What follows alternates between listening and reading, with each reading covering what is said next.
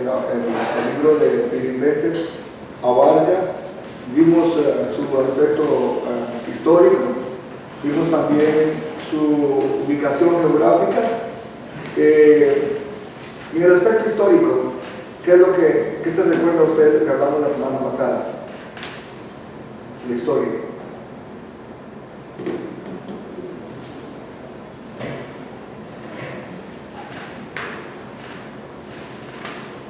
Vaya a sus notas, en sus notas a todo.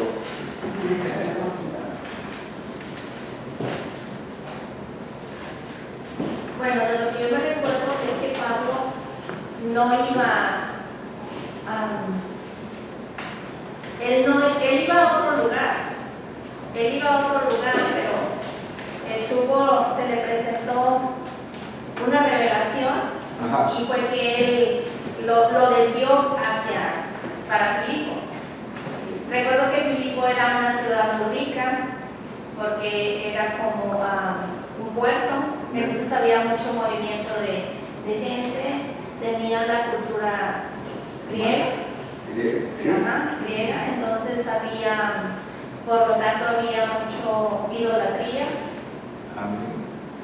Sí, se recuerda que dijimos, ¿verdad? Históricamente dijimos que Filipos era una ciudad, una colonia romana, históricamente, y tenía todos los privilegios. La gente de ahí de Filipos tenía todos los derechos que igual que se tenía en Roma, históricamente.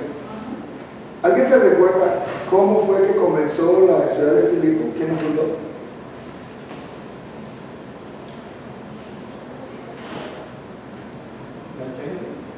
La ciudad de Filipo. ¿Quién la fundó?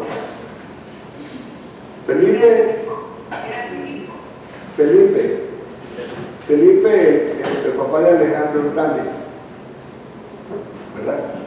También dijimos de que a causa de qué fue lo que había en la ciudad, por qué la ciudad se hizo muy importante, ¿se recuerda? Porque tenían oro, tenían agua. Oro y muchos manantiales. ¿Verdad que es importante repasar? Porque muchas veces uno a veces no está aquí, pero no está aquí. Y es que las notas son importantes porque eso le lleva a usted. Por eso le digo que en este libro tiene que tener usted los espacios que tiene de decir, porque aquí no lo dice, pero eso es parte de la historia. Geográficamente dijimos que era muy, pero muy importante la área geográfica. Hermana Eugenia me recuerdo que dijo la ubicación geográfica que tenía Filipo, muy estratégica, porque tenía puerto. Y ahí estaba la vía Apia, que era una de las calles romanas hechas por el Imperio Romano, que comunicaba prácticamente con todo Asia. Entonces, si nos damos cuenta, hay mucha ventaja. ¿Sí, Ana Eugenia? Ahorita todavía es un lugar estratégico porque Turquía quiere controlar el Mediterráneo. Ya. Todo lo que son puertos, usted sabe que, ¿por qué está atacando a Ucrania? Porque Rusia en ese lado no tenía acceso al mar. Entonces, hay una sección chiquita que tenía dominio, pero no es toda la parte que quiere Crimea. La parte que quiere agarrar es por el acceso al mar. Aunque usted no lo vea, pero el acceso al mar es un punto de riqueza para cualquier país, porque es que la mayoría ve a Jerusalén, o decir Israel, porque Israel tiene acceso al mar. Kuwait, ¿por qué cree usted que fue atacado? Porque muchos de esos no tienen acceso al mar. Entonces, si se dan cuenta, tiene que ver mucho la ubicación, pues es un repaso, ¿verdad? Pero no me voy a tener en eso, pero la ubicación geográfica que tenía Filipo era y todavía es de importancia. O sea, yendo a la historia de la cultura y lo religioso, ¿qué fue lo que dijimos que prevalecía en la ciudad de Corinto?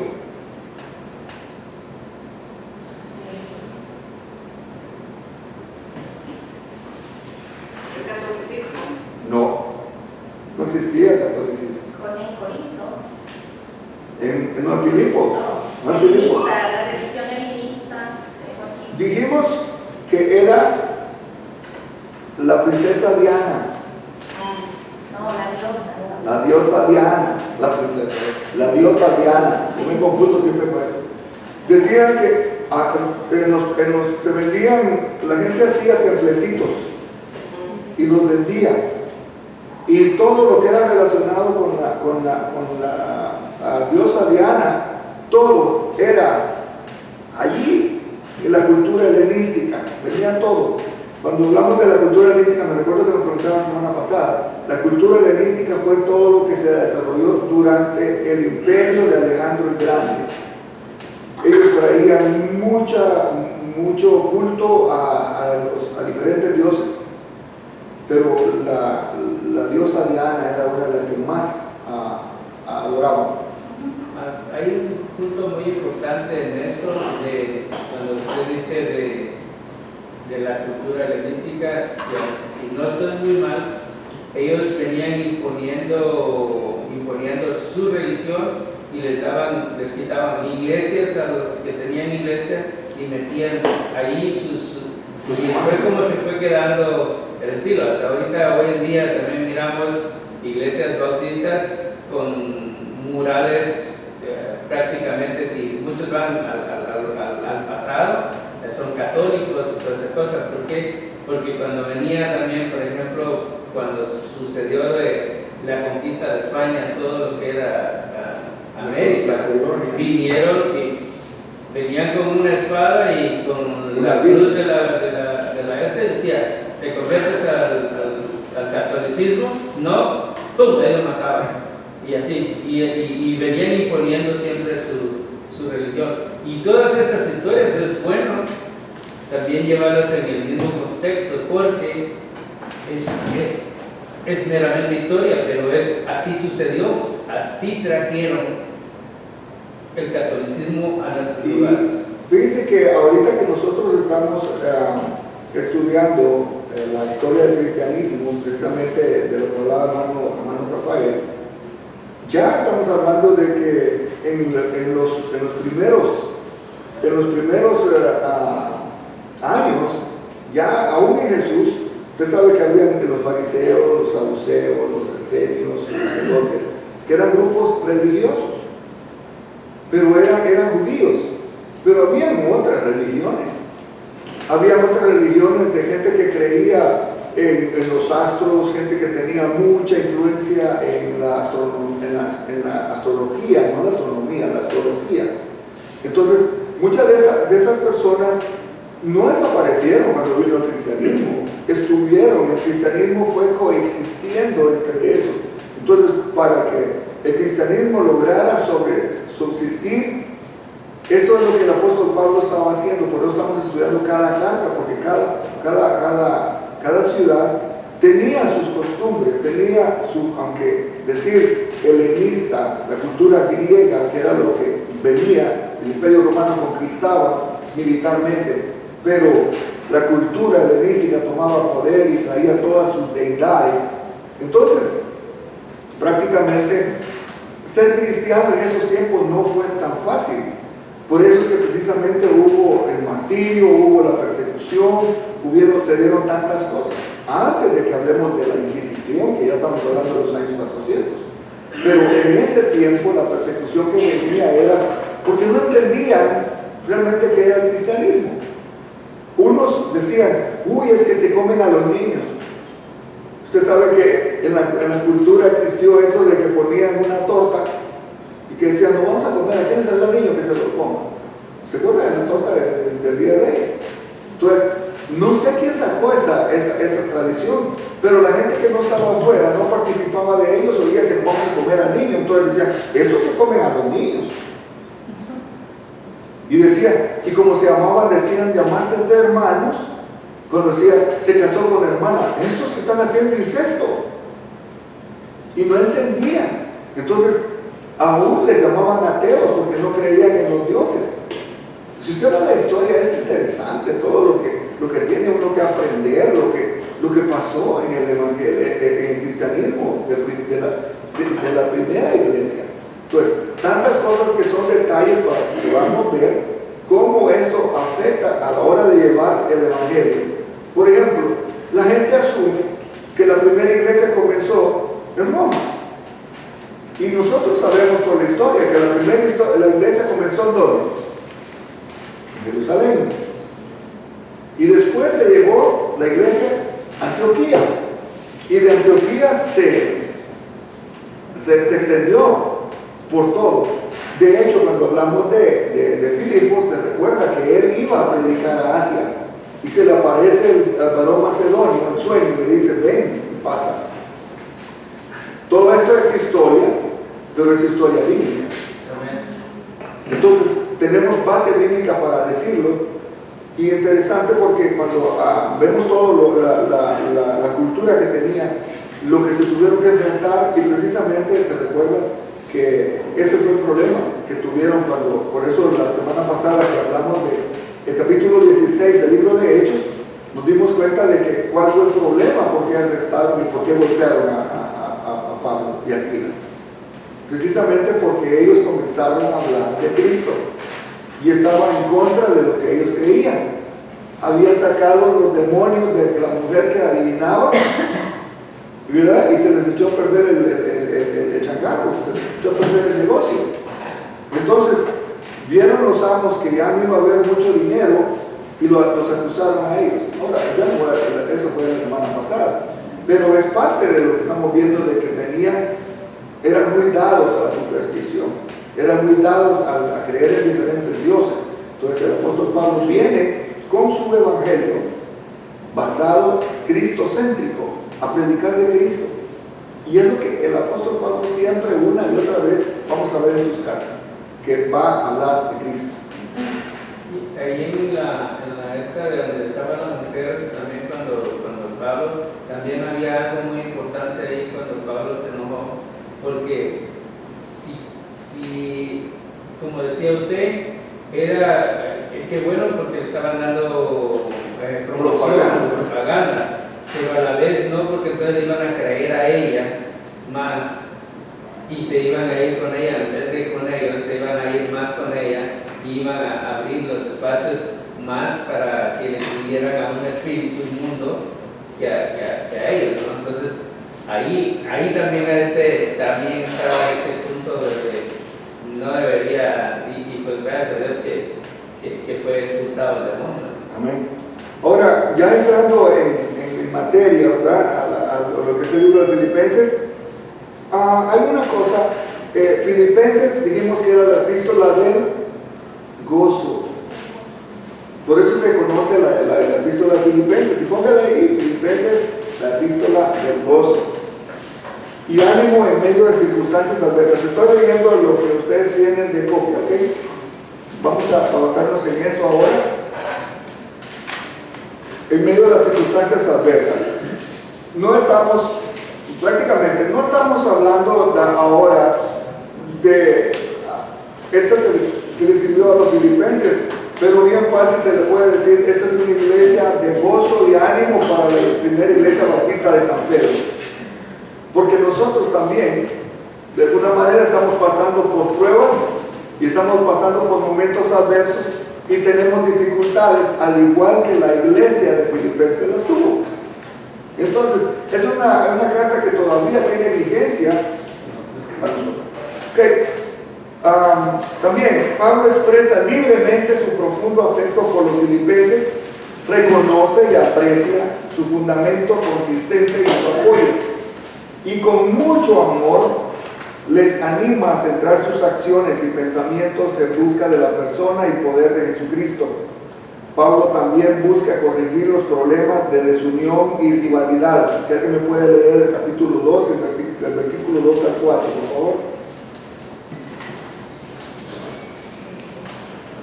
Por tanto, si hay alguna consolación en Cristo, si hay algún consuelo de amor, si alguna comunidad del Espíritu, si hay algún efecto extrañable, si hay alguna misericordia, ¿también el 2? Del 2 al 4. Completad mi gozo sintiendo lo mismo, teniendo el mismo amor, unánime sintiendo una misma cosa. Nada hagáis por contienda o por vanagloria. Antes bien, con humildad, estimando cada uno los demás como superiores a él mismo. Mire, este es una joya de versículo, ¿verdad? Dice que yo tengo muchos versículos que son para mí, yo los tengo grabados desde cuando estaba niño. Y es eso. Filipenses 4. Siempre me ha gustado. Filipenses capítulo 2, versículo 4. No, el versículo 3. El 2, 3. Dice, nada hagáis por contienda o por vanagloria, antes bien con humildad, estimando cada uno de los demás como superiores a él mismo. Eso yo me los tengo de memoria. Son parte de mi equipo, son parte de mi herramienta, porque cuando uno va a hacer algo y lo va a hacer para vanagloria, mejor no hacerlo. El apóstol Pablo nos está diciendo de que vamos a ver que lo que hagamos, dice, para conseguir los problemas de desunión y rivalidad. Entre los cristianos no debe haber rivalidad. Si alguien está haciendo las cosas mejor que yo, qué bueno, porque tengo a alguien con quien yo puedo decir, hermano, me puede ayudar, porque dice que yo tengo problemas en entender esto. No tengo por qué tener envidia yo de fulano, de sultano. Si yo conozco a un pastor que sabe mucho, yo me lo voy a pegar y le voy a decir, ¿sabe qué, hermano? Me impacta su vida y yo quiero aprender. Siempre es bueno. Y la desunión, pero ¿cómo vamos a quitar la rivalidad? Ahí lo dice en el versículo 4, que no hagamos nada por contienda o por vanagloria. Cuando es de contienda es como decir, ¿quién es el mejor? Fíjense que en una congregación nunca es bueno. Nunca es bueno. Sí es bueno reconocer el trabajo y el esfuerzo de cada persona, pero no están poniendo, fulano de tal es bien bueno, ¿y el otro qué? ¿Verdad? Es como que si a usted lo comparen en la familia. Qué feo es que lo esté comparando a uno con un hermano. Tanto al que lo compara como al que es comparado, porque muchas veces eso da lugar a que los hermanos lo vean mal a uno. Yo lo digo por experiencia. Sí que bueno, es un buen ejemplo, pero los otros no lo van a ver también a uno. Entonces es bueno traer la unidad y también y prevenir problemas de rivalidad y prevenir problemas de legalismo y antinomianismo. Si usted no sabe qué es esta palabra, es rechazar el rol de los mandamientos de Dios en la vida del creyente. Es como decir, ya soy salvo y ahorita ya, se haga lo que haga. Esa significa esa palabra. Se lo estoy dando el significado, es del diccionario, ¿ok? Es una doctrina herética por la que los cristianos están exentos de obligaciones de la ley moral. Como ya soy salvo, puedo seguir haciendo pecado.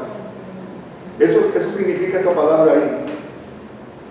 Y lo podemos ver en, alguien me lee por favor, Filipenses 3. Ay, está muy largo esto. Del 3 del 1 al 19, quiere decir que ya cuando lleguemos ahí dejémoslo. El capítulo 3, vamos a ver qué dice el versículo 1. Del 3, del 1 al 19. No, solo el 1. Capítulo 3. Sí, capítulo 3, versículo 1. Por lo demás, hermanos, gozaos en el Señor. A mí no me es molesto el escribiros lo mismo, las mismas cosas para vosotros. Para nosotros es seguro, es lo que dice, ¿verdad? Entonces,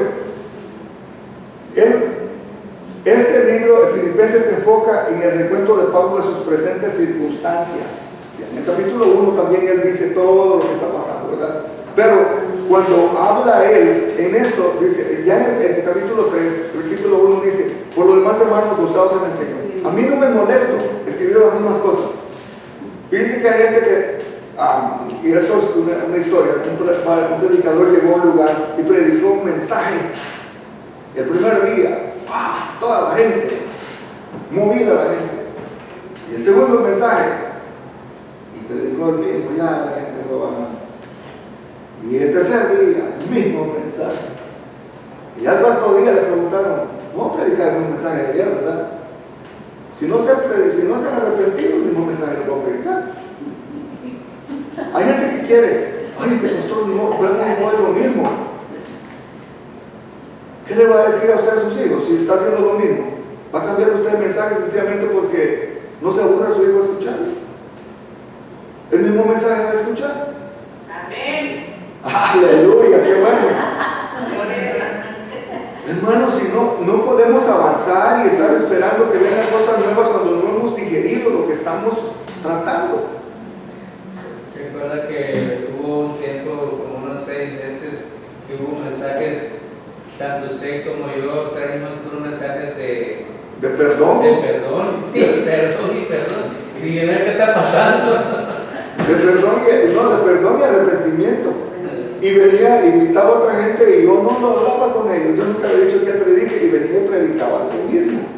Entonces, el apóstol Pablo en ese capítulo 3 está diciendo eso, en el versículo 1, ¿no? Para mí no es molesto decirle las mismas cosas, porque si se le está diciendo es porque hay necesidad. Filipenses se enfoca en el recuento de Pablo en sus presentes circunstancias. Eso lo vamos a ver en el capítulo 1. El llamamiento de Pablo a tener la mente de Cristo en el capítulo 2. ¿Ok? Ahí, si quiere usted subrayarlo. Filipenses se enfoca en el recuento de Pablo en sus presentes circunstancias en el capítulo 1. El llamamiento de Pablo a tener la mente de Cristo en el capítulo 2. El llamamiento de Pablo a tener conocimiento de Cristo, capítulo 3. Y el llamamiento de Pablo a tener la paz de Cristo en el capítulo 4. Ahí está bien clarito. Por eso, mucha gente puede tener mucho conocimiento, pero si no es el conocimiento de Cristo, de nada nos sirve. El conocimiento acompañado del conocimiento de Cristo puede derivar muchas fortalezas espirituales. Si es que, sí, hermana Eugenia. ¿Cuál fue rapidito, hermano? El número 1 es... Ahí está. Ahí están sus notas. Sí, Filipenses, el segundo párrafo. Dice, Filipenses se enfoca en el recuento de Pablo de sus presentes circunstancias. Ahí en paréntesis está el capítulo 1. Después el llamamiento de Pablo a tener la mente de Cristo, capítulo 2. El llamamiento de Pablo a tener conocimiento de Cristo, capítulo 3. Y el llamamiento de Pablo a tener la paz de Cristo, capítulo 4. El otro párrafo dice, Pablo les escribe también a los filipenses una nota de agradecimiento por su apoyo en su hora de necesidad y usa la ocasión para enviarles algunas instrucciones para promover la unidad cristiana.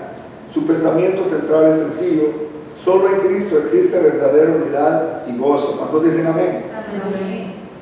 Con Cristo como tu modelo de humildad y servicio puedes disfrutar de unidad de propósito, actitud, objetivo y esfuerzo.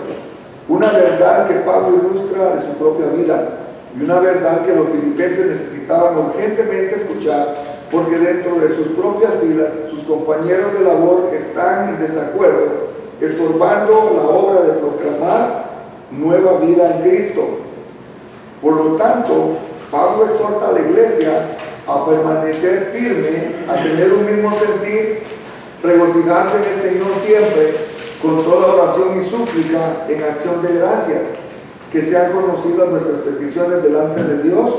Y dice, y la paz de Dios, que sobrepasa todo entendimiento, guardará sus corazones y sus mentes en Cristo Jesús. Y eso ya es el capítulo 4, de los versículos. Ahora, interesante, ¿verdad? Cómo el apóstol Pablo viene desarrollando, es bien ordenado lo que el apóstol Pablo está haciendo. Además, no solo porque esta iglesia era bien dadivosa, porque cuando mencionan ahí que el apóstol Pablo le mandaba su agradecimiento, era porque los filipenses siempre le mandaban ayuda al apóstol Pablo. Pero también acuérdense que en la mayoría de las iglesias, cuando alguien iba a Jerusalén, ¿qué era lo que hacían? Enviaban ofrendas para los hermanos en Jerusalén. Entonces, a Pablo le ayudaban, pero también enviaban ofrendas a la iglesia en Jerusalén. Se había establecido entre Pablo y los filipenses una unión de amistad muy cercana, mucho más con cualquier otra iglesia. Pablo se enorgullecía de no haber tomado la ayuda de ninguna persona o iglesia. Solo con los filipenses aceptó recibir la ayuda. ¿Se recuerda que en Efesios, a los Efesios, él trabajó? Porque él siempre trabajó con sus manos y él dice que trabajaba. Para darles un ejemplo, después de que les había dejado cuando se había ido a Tesalónica, ellos le enviaron un presente, y eso lo vemos en el capítulo 4, versículo 16. Cuando continuó su trabajo a través de Atenas hasta llegar a Corinto, los filipenses solamente le recordaron con sus ofrendas. Eso está en 2 Corintios 11:9. Hermanos míos, amados y deseados, les llama mi gozo y mi corona. Tanto era el afecto que le tenía a los de Corintio, que a los filipenses, que él decía que eran su corona. Creo que el hecho de que el apóstol Pablo haya llegado a esa iglesia, a Corinto, a Filipenses, y no haya habido ninguna iglesia, eso para él era como decir que él había realmente llegado ahí. Me imagino que, no está escrito, pero me imagino que el gozo de Pablo era de ver esa iglesia que sobrevivió, de esa iglesia cómo se formó. No sé, el apóstol Pablo no dice, pero él lo expresa, el amor especial que siente por la iglesia de Filipenses. En griego esta epístola es llamada pros Filipesius, o sea, pros, a favor de los filipenses, o a los filipenses.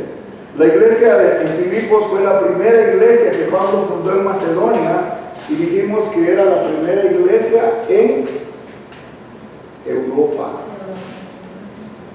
O sea, si comenzó el evangelio a llegar a nosotros, tuvo que haber pasado por ahí, porque de Europa fue donde nosotros recibimos el evangelio, aunque sea el catolicismo, lo que sea, pero llegó de Europa. Entonces, dése cuenta el impacto que tuvo esta iglesia. También otra cosa que dice el autor de Filipenses, lógicamente que es el apóstol Pablo. La evidencia externa e interna para la paternidad paulina de la epístola de Filipenses es muy fuerte y casi no existe duda que alguien que no fuera Pablo la hubiera escrito. Muchos eruditos piensan que fue escrita,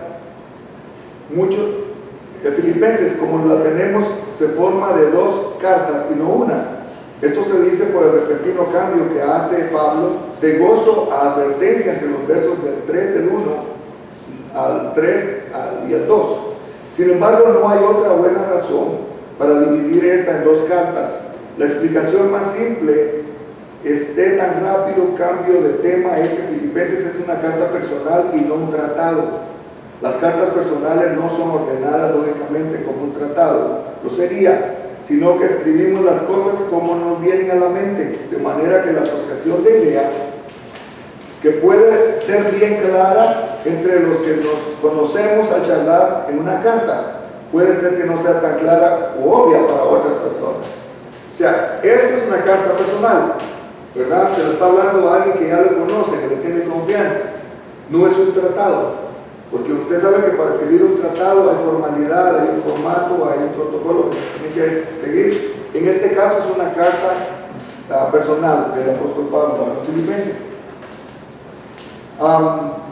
La historia de la estadía de Pablo en Filipos se relata en Hechos 16, ya lo vimos la semana pasada, y es una historia muy interesante. Se centra en 3 personas. Dijimos que era Lidia, el carcelero, ¿verdad? ¿Se recuerda? Y también otra persona importante que estuvo ahí, la muchacha endemoniada, porque por ella fue que comenzó a manifestarse el poder que el Espíritu Santo estaba sobre Pablo. La poseída. La poseída, la endemoniada. Ya, Lidia, dice, Lidia es una vendedora de púrpura, la muchacha endemoniada, usada por sus amos, y el carcelero romano. Dice que no dice la historia, pero me imagino que esta mujer, después de ser liberada, me imagino que se congregó a la iglesia. No lo dice, pero si ya no servía para adivinar, porque ya le había quitado el chamuco, entonces en la iglesia me imagino que fue una parte importante, como los primeros cristianos. El relato es un extraordinario cuadro de la vida antigua. Estas tres personas eran de diferentes nacionalidades y clases económicas. Vean bien, porque tal vez no le pongamos atención a esto, pero dijimos que Lidia era una mujer que tenía dinero. Era una mujer que tenía una posición social también. Acuérdense, no se sabe si ella había enviudado y el esposo le dejó toda la herencia, no se habla de nada. Pero en esa cultura, lo menos que se hacía era que una mujer tuviera la holgura que esta mujer tenía. Porque en Proverbios 31, si usted va a ver, se da cuenta de que esa mujer también dice que tenía negocios. No era lo común de la historia, de la costumbre. Entonces quiere decir que esta mujer, me imagino que su esposo fue dueño de negocios, y cuando murió ella se quedó con el negocio. Ella lo siguió trabajando, porque dijimos que era vendedora de púrpura, y al ser vendedora de púrpura era muy caro. Entonces ella tenía, me imagino que tenía trabajadores, que tenía empleados, que tenía su propio negocio. También el carcelero, acuérdense que el carcelero venía de un trasfondo griego. Él era griego. Y la posición de él sabía las leyes, porque para ser carcelero tenía que saber leyes. Pero también estaba la endemoniada. Que la endemoniada era una muchacha que no se sabe su trasfondo, pero sí se sabe de que la estaban explotando. Como puede pasar en nuestros días. ¿Sí, mi hermana? El carcelero dice que es griego, bueno, griego romano. Romano, ¿verdad? Ya. Era la cultura griega.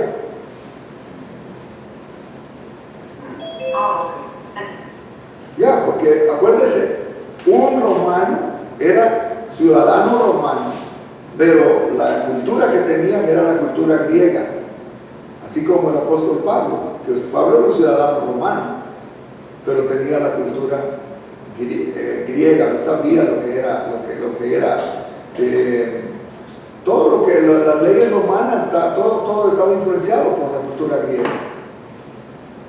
Ahora, también las diferentes nacionalidades y clases económicas.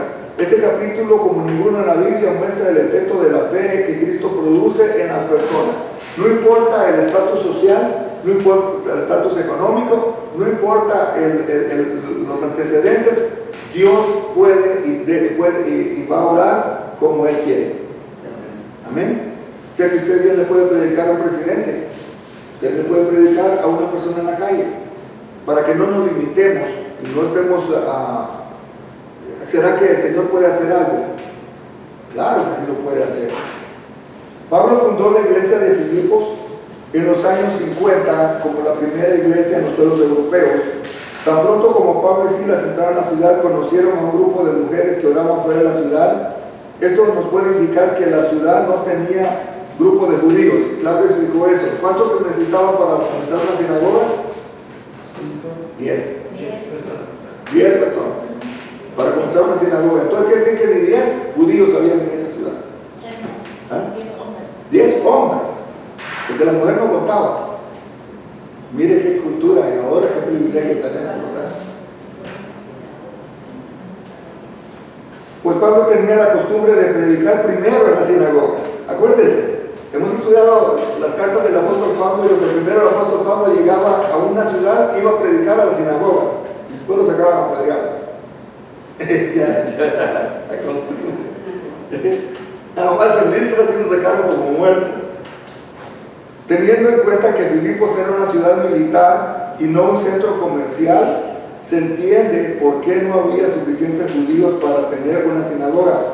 Cuando Pablo ordenó el espíritu de adivinación fuera de la muchacha esclava, sus dueños enfurecidos la llevaron a la corte, lo llevaron a la corte. Golpeados y carcelados, ellos oraban y cantaban hasta que un terremoto estremeció la cárcel durante la noche. Al siguiente día los magistrados estaban alarmados al descubrir que Pablo y Silas eran ciudadanos romanos y no deberían haber sido azotados y encarcelados sin un juicio legal. Y se recuerda usted que estuvimos hablando, ¿verdad? Que dice, ¿verdad que nos vayan? Vengan, que saquen ustedes. Lidia, una mujer de negocios, fue el primer fruto de la conversión al cristianismo en toda Europa. Esto lo puede tener usted como un dato importante. A veces me ha tocado enfrentarme o platicar con unas personas que tienen un concepto que la mujer no puede predicar, que la mujer no puede hacer esto, que la mujer no puede hacer otro. Pero ¿quiénes somos nosotros para ponerle un freno si Dios quiere levantar a una mujer? Si los hombres no lo quieren hacer, las mujeres lo van a hacer. La Biblia dice que si nosotros no hablamos, las piedras van a hablar. ¿Qué es más santo? ¿Una piedra o una mujer? Si no quiere hablar los hombres, las mujeres van a hablar. Y yo conozco muchas personas que defienden este principio que el apóstol Pablo dijo, que no es permitido que la mujer enseñe. Pero es un contexto que no lo hemos entendido bien. Entonces, aquí nos da un ejemplo de Lidia, la primera mujer. ¿Quiénes fueron las primeras que llevaron la noticia cuando Jesús resucitó? No, las mujeres. Las mujeres del sepulcro. Las mujeres del sepulcro. Y aquí, ¿quiénes fueron? ¿Quién comenzó la iglesia en Europa? Una mujer. Si ahora, por gracia de Dios, nosotros tenemos ese gran privilegio, pero no nos olvidemos que una mujer puede comenzar una obra en cualquier lado. La hermana está comenzando una obra en México, ¿sí? La hermana Juanita Valdés. Cuéntale la historia. Prácticamente, hermana Juanita llegó a una ciudad de México que era muy, muy católica. El modo que ella llegó allí es muy interesante porque era una hermana que ella era católica de Hueso Colorado, la hermana que la llamó que fuera a México, y ella estaba haciendo estudios bíblicos en la iglesia católica, ya tenía un grupo grande, pero el sacerdote se enojó porque ella estaba dando los estudios bíblicos y cerró el grupo. Entonces ella, la hermana de México, abrió su casa. La sacó de la iglesia. La sacó, cerró el grupo y la sacó de la iglesia, por estar enseñando la Biblia. Entonces ella se fue a su casa y la gente pues la siguió y siguieron enseñando. Y una miembro de la iglesia donde va la hermana Juanita es pariente de la hermana que está en México. Entonces de repente le dijeron a la hermana Juanita si iba y ayudaba a ellos a que levantaran una obra y se fueron, y ahora tienen, si no estoy equivocada, tienen como 3 iglesias que ella ayudó a fundar. Y ahorita acaba de regresar de un viaje misionero donde fueron a bautizar nuevos creyentes y llevar material. Y ahorita ya la gente que está en esas 3 congregaciones están tomando el estudio de Alberto Montesi para que ellos puedan ya tomar control completo de ser las personas que dirigen las obras ahí. ¿Se da cuenta? Dios hace como Él quiere. Entonces, si a usted le pregunta quién fue el que comenzó, quién comenzó prácticamente la primera convertida en Europa, Lidia. Ahí tiene usted un gran ejemplo. Y sí. De hecho, el ministerio de Jesús, las colaboradoras prácticamente eran mujeres. ¿Eran mujeres? En base a lo de Lidia, pues no hay una base de que ella haya iniciado una iglesia, pero de que fue la primera cristiana en Europa, eso indiscutiblemente. Amén. Y usted no sabe si en Guatemala, allá vamos a tener que tengamos una iglesia, en El Salvador, en cualquier lugar. Maya va a estar allá en, ¿cómo se llama? Nepalín Escuela. Imagínense, hubiese una iglesia bautista allá, como Juana Maya, en el tiempo que está 2 meses que esté allá y que tenga su grupo que se le llene. Y qué pena nos va a dar que allá se llene la casa y que aquí la iglesia esté chiquita. Yo no puedo hablar por Senderos Misteriosos. Si es que, hermana, le recomiendo, va usted allá, abra su grupo familiar los días miércoles y vamos a tener un grupo, a que van a estar viendo el mensaje aquí, los estudios bíblicos, le prometo. Mire, hermana Mayra, ya el pastor se lo está profetizando, no sé qué va a decir. Ya, mis ángeles también, ¿por qué no? Así que, y para que se sienta de que las mujeres son importantes en la obra del Señor, pueden hacer mucho en la obra del Señor. También, Lidia, ¿verdad? Que era mujer de negocios, fue el primer fruto de conversión al cristianismo en toda Europa a través del testimonio de Pablo y Silas en Filipos. Por la influencia de la iglesia en esta ciudad, la predicación del evangelio en Europa se extendió a otras ciudades y todo empezó con un grupo de oración de mujeres. Si a mi hermana que está en oración dice solo somos 3, no se preocupe. 3 multiplico por millares de ángeles. No se quede. Mi hermana que está la oración abierta de las madres, de las mujeres, únase a la oración, que no sabe usted qué gran beneficio puede tener el hecho de que las mujeres estén orando. Mire lo que pasó aquí. Estas mujeres estaban orando y no sé la oración que estaban haciendo. Señor, mándanos. ¿Quién sabe si la oración de los varones macedonios fue contestada a la oración de estas mujeres? Fíjese que no había pensado en eso.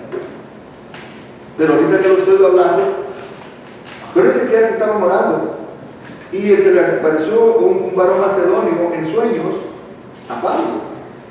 Y dice que cuando llega, fue a estas mujeres que estaban a la orilla del río orando. ¿A qué se reunían? A orar, porque no había ningún líder.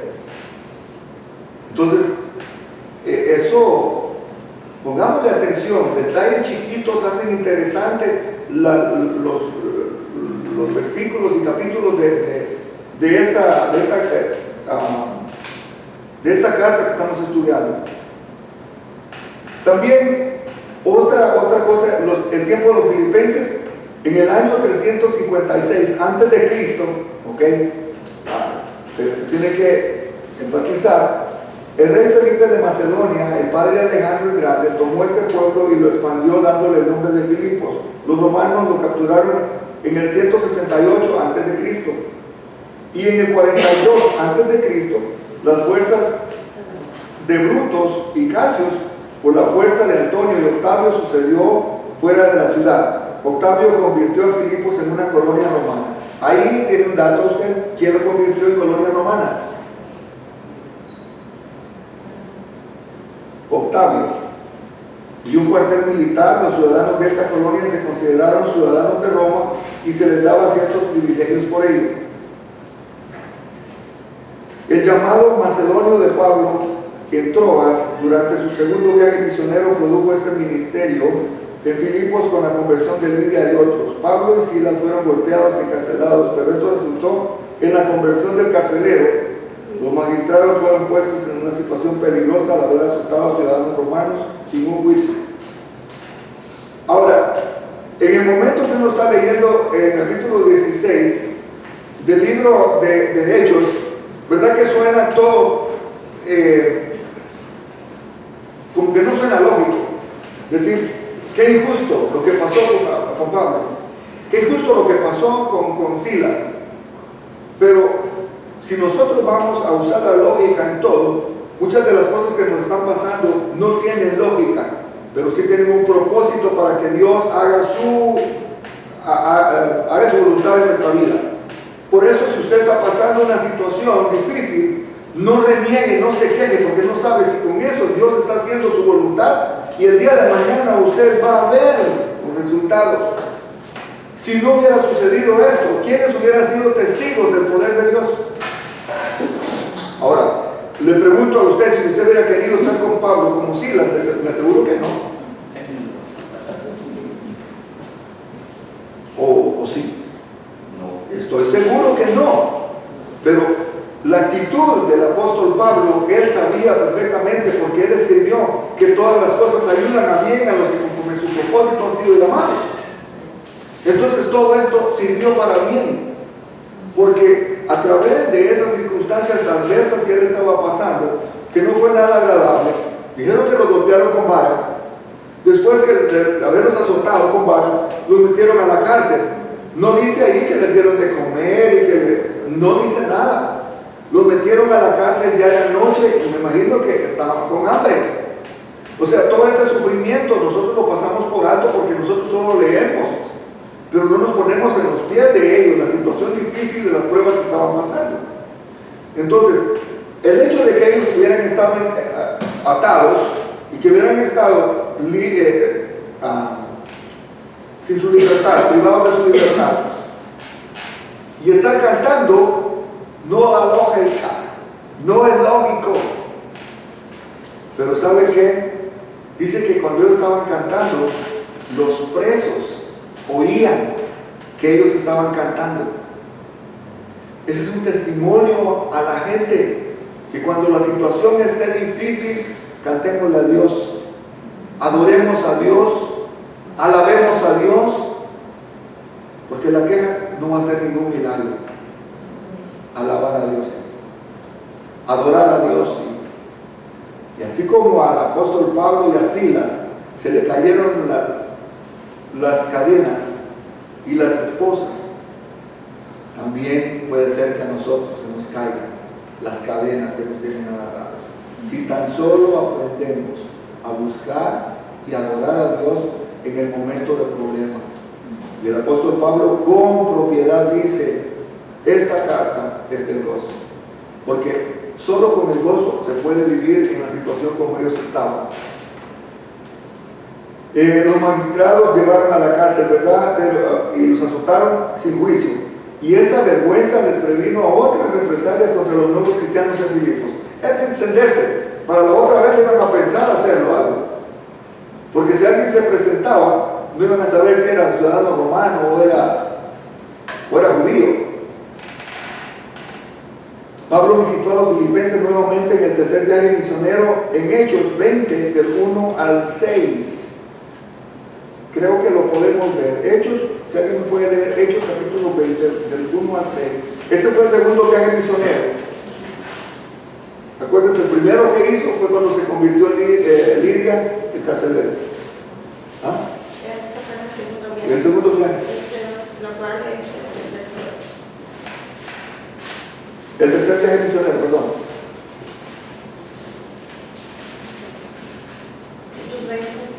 21 al 6. Después que cesó el alboroto, llamó Pablo a los discípulos y habiéndolos exhortado y abrazado, se despidió y salió para ir a Macedonia.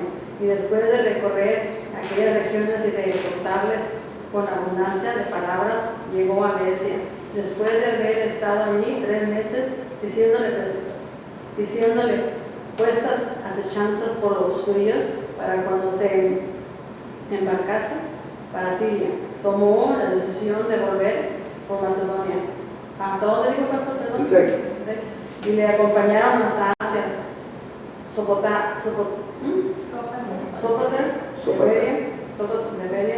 y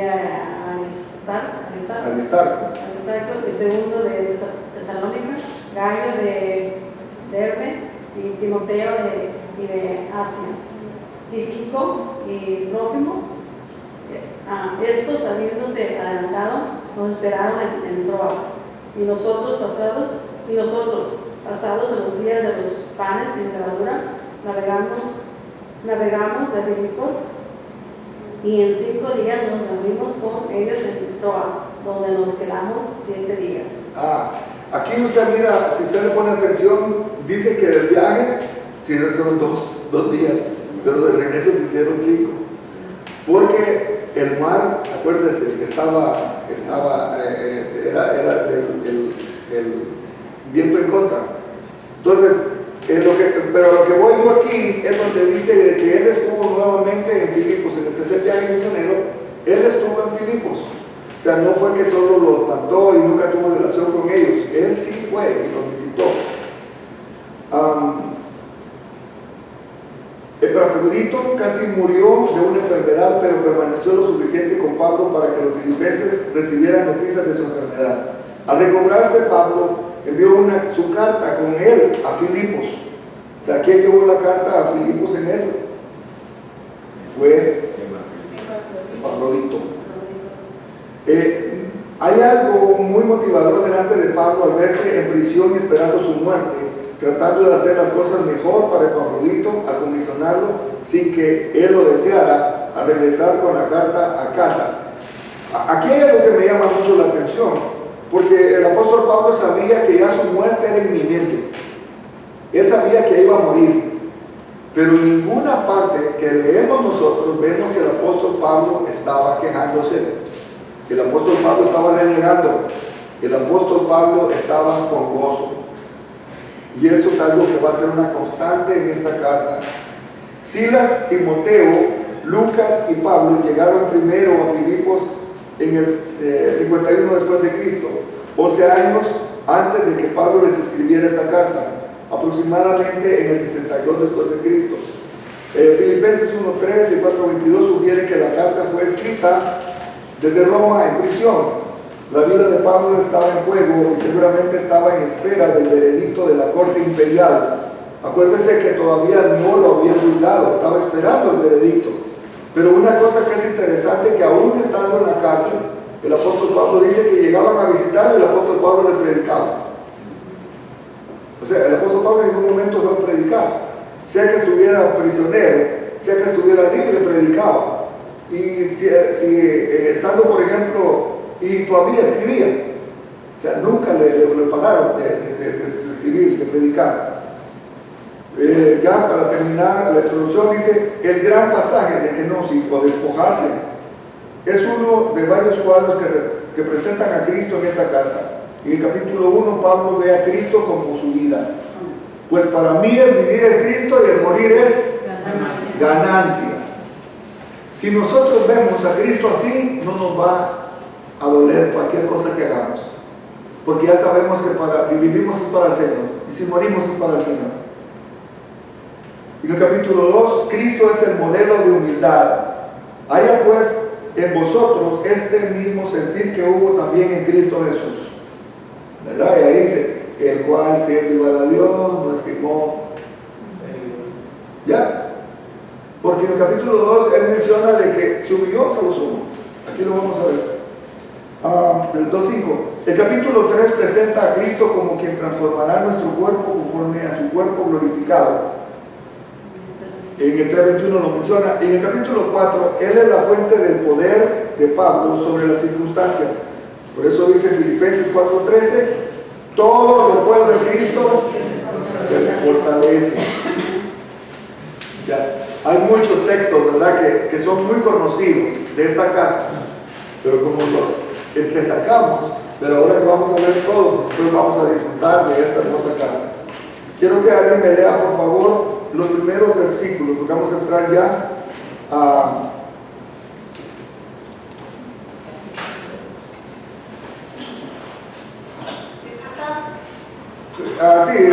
ya el capítulo 1 al 2, hermana Eugenia. 1 al 2. Pablo y Timoteo, siervos de Jesucristo, a todos los santos de Cristo Jesús que están en Filipos, con los obispos y diáconos. Gracia y paz a vosotros de Dios nuestro Padre y del Señor Jesucristo. Ok, aquí vamos a estudiar primeramente lo que es el orden que tiene la salutación. La estructura de las cartas que encontramos en el Nuevo Testamento es diferente a la que se emplea hoy en día, ¿verdad? Es muy diferente la forma que se escribe ahora a la forma que escribían en ese tiempo. Nuestras cartas terminan con el nombre del remitente, su atento y seguro servidor, José Sosa. Así se termina, ¿verdad? En ese tiempo era diferente. Mientras que en los tiempos de Pablo se ponía al principio, a continuación seguía el nombre de la persona o personas a quien iba dirigida y lo demás de la salutación. Luego generalmente el escrito se desarrolla según el orden que damos a continuación. La acción de gracias y oración, ambas cosas, el cuerpo de la carta y finalmente los asuntos finales, tales como saludos, palabras de despedida, incluso de bendición. es necesario recalcar que este era el modo que se usaba en la sociedad culta de los días del apóstol Pablo. Sabemos que el apóstol Pablo era un erudito en la escritura, y aunque muchas cartas él no las escribió, sino que las escribió alguien más, pero él las dictaba. Por ejemplo, el apóstol simplemente vertió su mensaje cristiano dentro de los moldes convencionales, el hecho que salta a la vista en su epístola a los filipenses. El nombre del remitente es Pablo, con quien está asociado también Timoteo. Cuando hablamos de Timoteo, hablamos de una persona que estaba en una posición de liderazgo siendo bien joven. El apóstol Pablo había invertido tiempo, había invertido conocimiento en Timoteo, de modo de que Timoteo lo consideraba a él como un padre, ¿verdad? Y Pablo lo consideraba a él como un hijo. Por eso es que es necesario tener hijos espirituales, en donde fluir el conocimiento, en donde poner, si usted está siendo bendecido con conocimiento, pónganlo en alguien, invierta en alguien. El día que uno se muere, alguien puede decir, yo le agradezco a fulano de tal. El apóstol Pablo, ¿a quién decía que había sido su maestro? ¿Se recuerda? Gamaliel. Entonces, por eso es que es necesario invertir nuestro tiempo en alguien. Que un discípulo va a hacer lo que su maestro hace. Y Gamaliel era el nieto de San Benedicto. sí. Ya. Uno de los mejores. Había lo mejor de lo mejor. Entonces, viendo ya viendo el capítulo 1, ¿verdad? El versículo 1, entonces por eso vemos que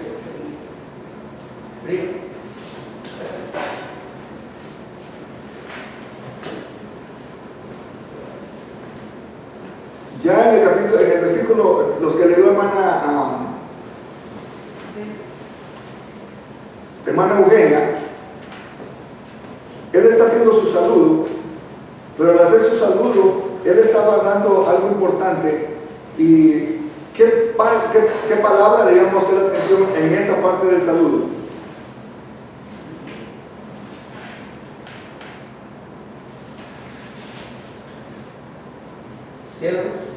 Siervos. Fíjense que hoy en día, si fuera alguien de la talla de Pablo, yo no creo que se presentaran así como siervos. El apóstol. Y la posición siempre delante. Hoy condenaron al apóstol. Qué chasco se llevaron. Hoy condenaron al apóstol. Fíjense, la presentación simple, sencilla que hizo el apóstol Pablo, siendo apóstol, porque la tenía, pero él se presenta con humildad, con sencillez, como siervo. Una cosa que es diferente en la carta de los filipenses comparada a los demás es que los filipenses aceptaban a Pablo como ser un líder. En las otras cartas, si miramos por ejemplo en Efesios, él tuvo que poner apóstol de Cristo. Porque aquí él tenía una conexión especial con esta iglesia comparada a las otras. La de Corintios, por ejemplo. ¿Se recuerda que la carta a los Corintios? Él tuvo que decir, defendiéndose el segundo. Y estudiamos.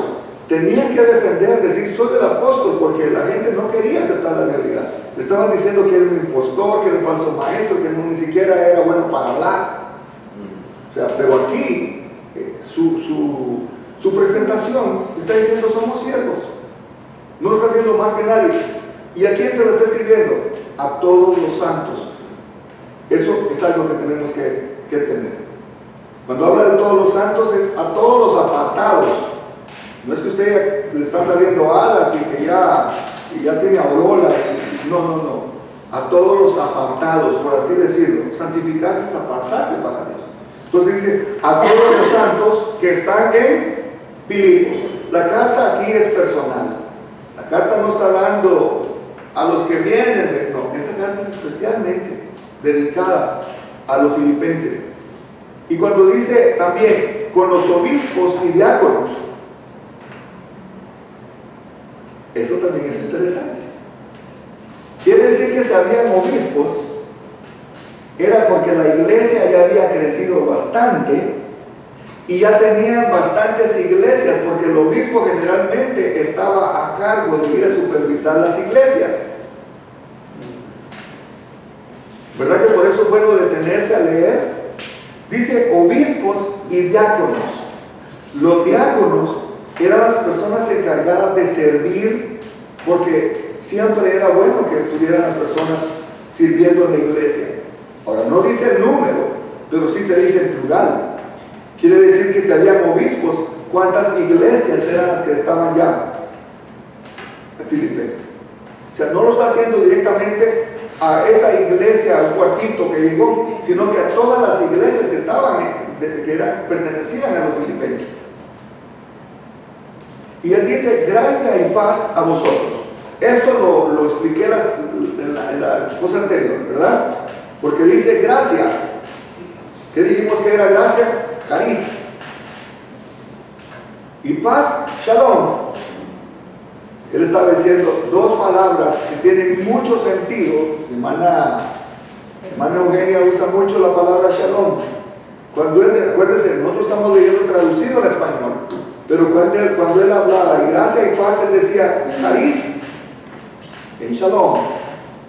Estaba usando los dos. Una que era en hebreo y otra, una que era en griego y otra que era en hebreo. ¿Sí, mi hermano? Yo empecé a usar shalom, pastor, de que una vez yo vi una explicación de un judío donde dijo todos los significados de la palabra shalom, que es paz, bienaventuranza, bendición, o sea, es la plenitud. Es la plenitud. La plenitud, y por eso yo se lo deseo a todas las personas cuando les escribo. Sí, shalom, cuando se habla shalom, un judío le habla a usted shalom cuando llega y shalom cuando se va, porque es como decir, la plenitud de Dios esté contigo. Porque uno nunca sabe. Le puede decir que desea salud, pero si la persona está sana, puede ser cualquier otra cosa, pero cuando hablamos de shalom, estamos hablando de la plenitud. Entonces el apóstol Pablo está diciéndole aquí, gracia y paz a vosotros, de Dios nuestro Padre y Señor Jesucristo. Me detengo en esto porque en la historia del cristianismo, mucho de esto que está hablando el apóstol Pablo aquí, no lo aceptaban. Créanme que fue un gran conflicto y hasta la fecha hay mucha herejía que no miran a Jesucristo como nuestro Dios, que no ven a Jesucristo como Dios, no lo ven como deidad. Si usted no cree que Jesucristo es Dios, usted le está quitando la deidad a Jesucristo. Si usted no cree que el Espíritu Santo es Dios, usted le está quitando deidad al Espíritu Santo. Entonces sí tiene que ver mucho, y aunque parece tan sencillo, pero esto es el anuncio de Dios nuestro Padre y del Señor Jesucristo. O sea, Él está haciendo la presentación del Padre y del Hijo. Ahora, el versículo 3, la oración que hace Pablo por ellos. ¿Y qué es la oración de Pablo? Una oración de agradecimiento. Dice, doy gracias a Dios siempre que me acuerdo de vosotros. Sería bueno que cuando nosotros llegáramos a algún lugar, tener ese saludo, ¿verdad? Doy gracias a Dios por cada uno de ustedes. Cada vez que me acuerdo, oro por ustedes. ¿Cómo se sintiera usted con una persona que le diga eso? ¿Verdad? Que es una persona que ha tenido el cuidado espiritual de cada vez que me acuerdo de los hermanos filipenses. ¿Cómo les estará yendo a los hermanos? ¿Cómo les estará yendo? Y ese es un cuidado espiritual. Siempre en todas mis oraciones rogando, pero dice con gozo. Acuérdense, recalco que él estaba en la prisión, pero aún así él estaba rogando con gozo por todos vosotros. En el comentario dice, en las otras cartas él inicia con una declaración de su posición oficial, en otras palabras, para entender la autoridad para escribirles, pero los lectores tienen la obligación de escucharles, pero no esto con lo que escribe a los filipenses, lo que decía Claudia, pues no hay necesidad, él sabe que le escuchará cariñosa y respetuosamente.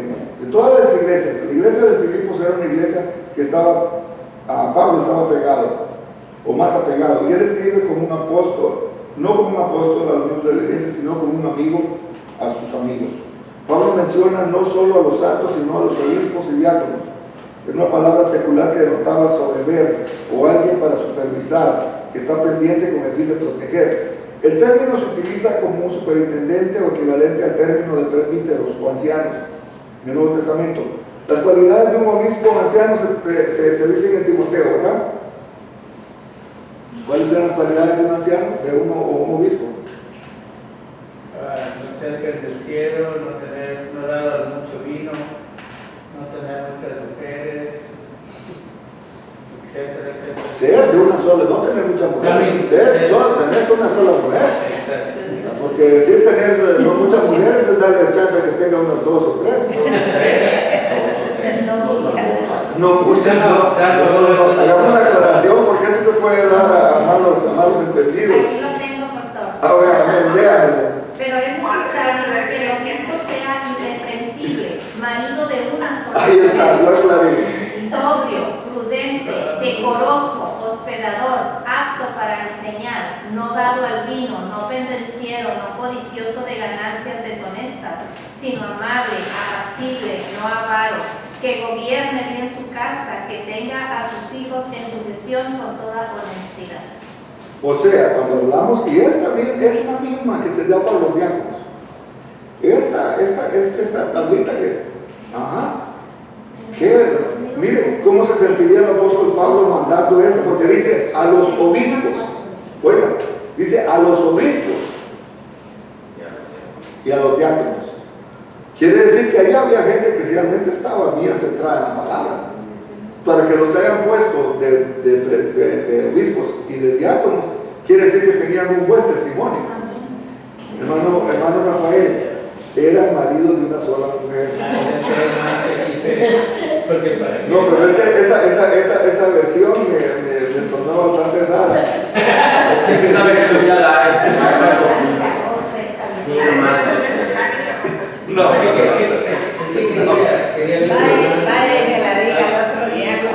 No, vamos a darle por escrito, no vamos a marcar. No, sí. Volvamos a la Ese clase. es Timoteo 3. Volvamos a la clase, por favor. No nos perdamos. Si no, vamos a cambiar. Pablo menciona no solo a los santos, ¿verdad? Menciona a los obispos, menciona a los diáconos. Y también el término obispo para hacer énfasis en el oficio puesto de alguien sobreveo, supervisa la iglesia local y es responsable por el bienestar espiritual de quienes están en la iglesia.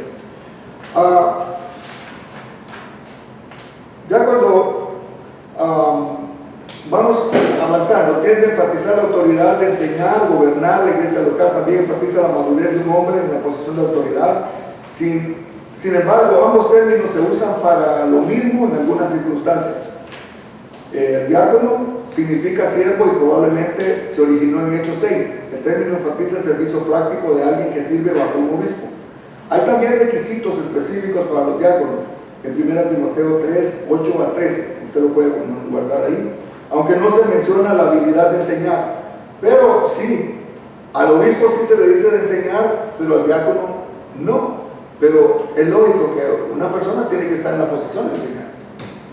Porque si voy a corregir alguna cosa, tengo que tener algo en la Biblia, o saber corregir a alguien con la Biblia en la mano. En el verso 6, ¿quién es el que está haciendo el trabajo? Y usted lo puede ver, cuál es nuestra parte en el trabajo. Esta tarea o trabajo, el GON enfatiza una tarea. La tarea es obviamente continua, un proceso constante y creciente de etapas. Pablo pareciera que se está refiriendo al proceso de santificación o agiasmos en la vida del creyente. ¿Dónde inicia este proceso? Eso lo vemos en el verso 5. En Filipenses 1:7, en esta forma los filipenses pueden participar de Pablo de la gracia de Dios. En el verso 9, como es nuestro amor para abundar más y más. ¿Cuáles son los frutos de justicia que Pablo menciona en el verso 11? Ya vimos los frutos, ¿verdad? El fruto del Espíritu.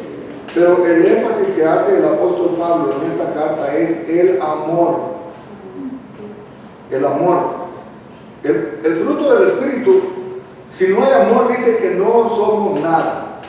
Podemos tener los demás frutos, pero si no hay amor, es lo principal. O sea, Cristo se entregó por amor. Y nosotros tenemos que servir también por amor. Ya el versículo está saltando. ¿Qué? Tan pronto. Ok, entrando ya a lo que es en el versículo 5 dice, por vuestra comunión en el Evangelio desde el primer día hasta ahora. Ahí está haciendo referencia de que Él estuvo en comunión en el Evangelio con ellos desde ese tiempo hasta el día que lo estaba escribiendo. No había habido interrupción. El hecho de que Él no estuviera presente no quiere decir que había subido o había bajado. Es directamente la relación que Él tenía con ellos, era una relación ininterrumpida. El verso 6 me gusta mucho y no sé si usted lo ha escuchado bastante. Y dice el verso 6, estando persuadido de esto, que el que comenzó en vosotros la buena obra, la perfeccionará hasta el día de Jesucristo. Ahora, yo quiero que usted lo lea y que me lo explique qué entiende usted en ese verso para usted, no lo que dice, sino que lo que entiende para usted, por favor. ¿Qué verso? Verso 6.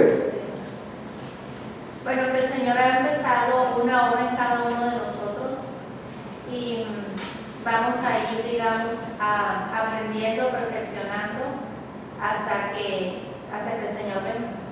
Amén. Vamos a ir mejorando. Hermano Israel. Pues, yo siempre hablo en primera persona porque así es como ha tratado conmigo el Señor, ¿verdad?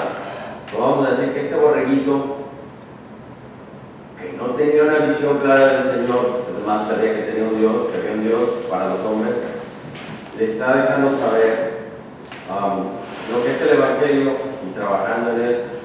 Y como dice la Biblia, no sabemos en qué día ni en qué hora va a llegar Jesucristo, va a levantar su iglesia, pero para que el día que la iglesia llegue, a lo mejor llegue al piso del trono blanco y diga, pues ¿cómo te portaste? Pues yo me el camino, ok, sígale caminando.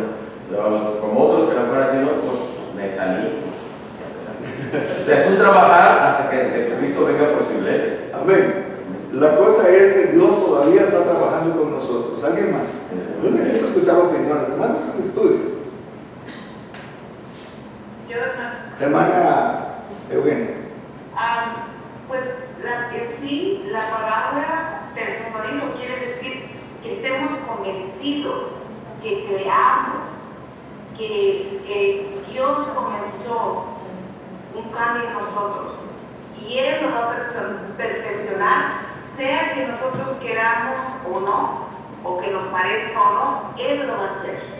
Amén. Es bueno que nosotros cedamos al Señor para que no nos tardemos más en llegar a donde el Señor quiere que lleguemos.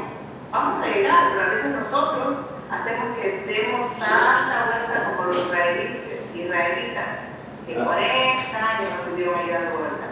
Pudieron haber llegado más rápido. Sí, amén. Qué bueno. ¿Alguien más? No vamos a detener mucho en esto, pero si alguien quiere dar su... ¿Cómo interpreta esto para usted?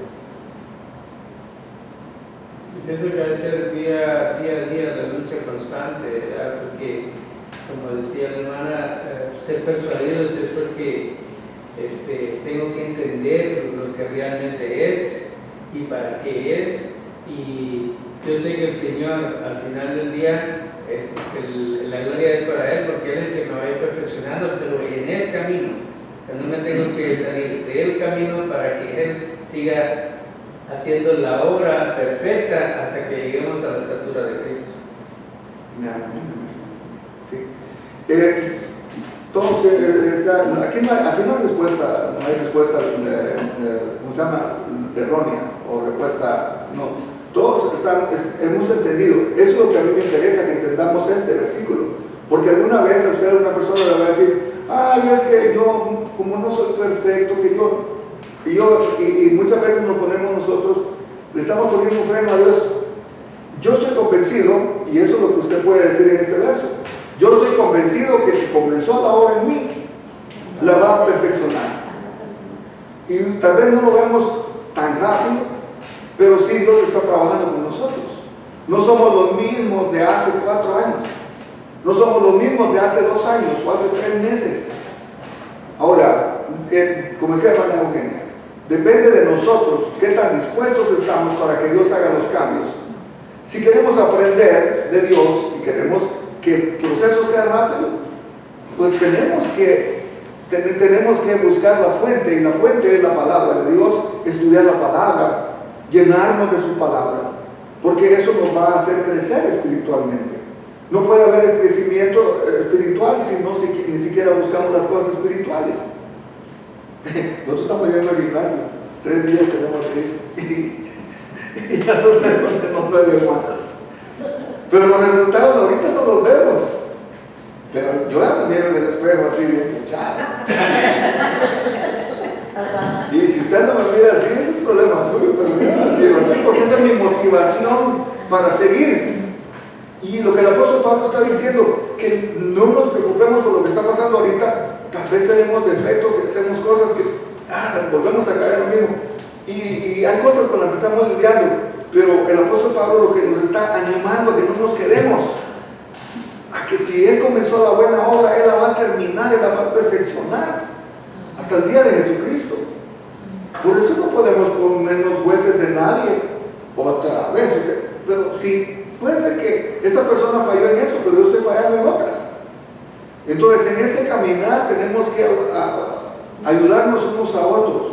Recuérdese que lo de la carta es para que no nos creamos más que otros, para que nos apoyemos y estemos en unidad y evitar rivalidades. Tenemos que ayudarnos unos a otros. Y el apóstol Pablo está diciendo de que hasta el día de Jesucristo, hasta cuando el Señor venga, vamos a ser perfectos. Mientras tanto, no presumamos de perfección porque no la tenemos. Todavía en alguna área yo le voy a caer mal a usted, y si le caigo mal, ya se fregó. Tengo una pregunta. Dígame. O sea, sí, ¿verdad?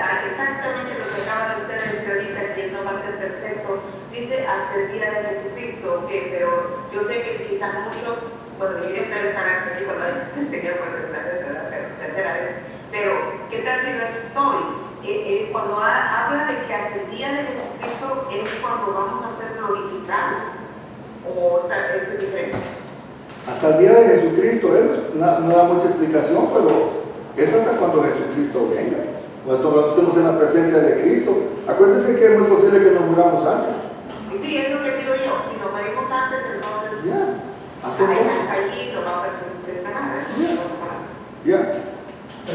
Pero también hay una parte de la Biblia donde dice cuando dice que se da el arrebatamiento y todo esto y todo lo que acontece, también dice, dice Pablo, y los que hayan los quedado, dice todavía, seremos transformados en un cerrar de ojos. O sea, ahí es donde habla del cuerpo glorificado. Sí, pero, ahí es donde. Pero estamos hablando de que cuando venga Cristo, prácticamente ya uno se murió, ya no hay tiempo de perfeccionar. Hasta ese momento, cuando uno murió, hasta ahí llegó. Pero hay una parte también de lo que estamos hablando, de que hay personajes, ¿verdad?, que tienen 5, 10, 15, 20, 30 años en el Evangelio y siguen haciendo las mismas cosas desde el principio. Pero eso es culpa del pastor. Bueno, sí, el pastor era Eso es culpa del pastor. ¿Sabe que muchos se pueden excusar en eso? Pero realmente la búsqueda personal es personal. La salvación es personal. ¿Verdad? Yo no puedo hacer ejercicios o querer tener un cuerpazo así porque el hermano está haciendo pesas. Por eso ¿No es así? dice alguien de que uno tiene que hacer, por ejemplo, el sacrificio es personal. O sea, si yo quiero ser mejor cristiano, me voy a sacrificar yo por ser mejor cristiano. Porque yo no voy a venir, es que el pastor, ¿qué unción la que tiene el pastor? Pero es la unción del pastor, no es la unción mía. Y la unción que le dio a mi hermana Gloria no me la dio a mí, ni la unción que me dio a mí no se la dio a hermana Claudia. Entonces, Dios es individual en ese sentido, pero quiere que seamos unidos en un solo cuerpo. Ya, perfecto. Y ahora ya este verso 6 tiene otro sentido, ¿se da cuenta? Porque muchas veces leemos, pero como así, rapidito. Pero a mí este verso siempre me ha gustado, porque dice, estando persuadido de esto, que el que comenzó la buena obra en vosotros, la perfeccionará hasta el día de Jesucristo. Hasta cuando ya nuestro último día, acuérdense, ese va a ser el día, porque lo único que vamos a estar esperando es cuando Cristo venga. Amén. Pero este día, el verso 7 dice, como me es justo sentir de todos vosotros, por cuanto os tengo en el corazón y en mis prisiones, y en la defensa y confirmación del Evangelio. Todos vosotros sois participantes conmigo de la gracia. El verso parece no tener mucho sentido, si lo vemos solo así, pero si lo vemos paso por pedazos, dice, como me es testigo sentir esto de todos vosotros. Está diciendo, tengo un testigo que lo siento, lo que le estoy diciendo lo siento por todos ustedes. Por cuanto tengo en el corazón y en mis prisiones. Dice, los tengo en mi corazón. Eso es bastante personal. Decirle a alguien, usted siempre estás en mi corazón, es estarle diciendo a usted la relación que tiene, la intimidad que tiene, la prioridad que tiene. El apóstol se lo está diciendo a los filipenses. Y dice, y en mis prisiones, como decir, estoy prisionero, pero aún en mis prisiones yo me acuerdo de ustedes. Aunque yo esté prisionero aquí, estoy presente con ustedes. ¿Verdad? Como cuando dicen que no vienen a la oración, pero dicen, yo estaré en el espíritu con usted. Algo así.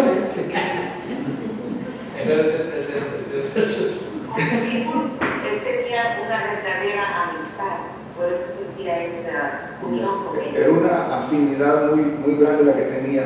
Dice, y en la defensa y confirmación del Evangelio. Cuando dice defensa y confirmación del Evangelio, el apóstol Pablo se está diciendo de que, primero, que el Evangelio que ellos recibieron fue recibido de parte de Dios. Acuérdese, no fue ninguna cosa, el Espíritu Santo lo llevó a Filipos. Y el Espíritu Santo hizo una obra especial en Filipos. Y él está poniendo eso como una confirmación y también como una defensa de que fue el Espíritu Santo quien lo llevó ahí. Y todos vosotros sois participantes conmigo de la gracia. O sea, la gracia, si la vemos desde el punto de vista como el apóstol Pablo la presenta en la mayoría de las cartas, vimos que la gracia es un regalo inmerecido de Dios.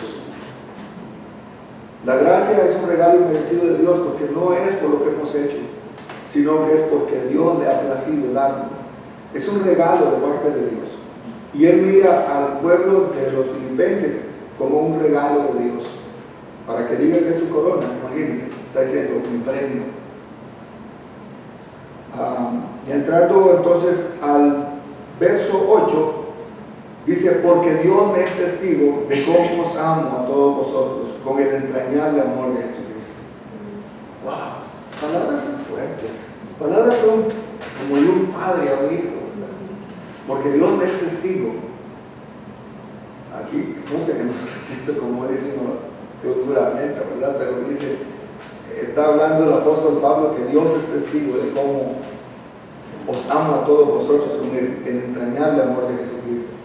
¿Qué estaría pasando por la mente del apóstol Pablo cuando se acordaba de los filipenses? Yo tengo Pablo tenía casi, hablamos de que David tenía el mismo corazón de Dios, ¿verdad? Ahí estamos casi reflejados en que Pablo también tenía el mismo corazón que Jesucristo. Porque se daba a la iglesia en todo, y decía que servía con todo gozo, a sabiendas de que estaba estaba latigado, estaba encarcelado, pero él servía con esa pasión. Por eso cuando le dice a Timoteo, te encarezco, o sea, le da ese mandato, ¿verdad? Te encarezco que prediques el Evangelio en tiempo y fuera del tiempo. Fuera del tiempo. Ya. O sea, el amor se puede demostrar de muchas maneras, pero acuérdense que el apóstol Pablo estaba limitado por las rejas, estaba detenido por la prisión, pero el hecho que estuviera en la prisión, lo único que él podía desbordarse escribiéndole, diciéndole, yo los amo en el amor de Cristo. ¿Sí, hermana? Algo que me toca mucho de Pablo es como él, no lo he visto en muchos, en él más que todo, como él dice, porque Dios me es testigo, para que uno diga, Dios me es testigo, ¿verdad?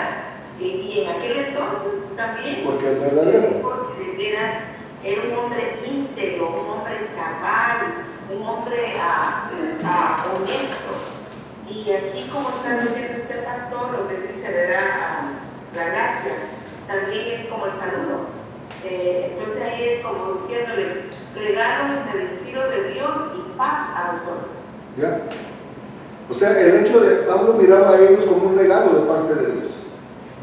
Como un regalo de parte de Dios. Porque esa iglesia prácticamente, por lo que él dice, no es que lo estemos traduciendo a otros, sino que él está diciendo que él sentía que esa iglesia, él la amaba profundamente, esa iglesia.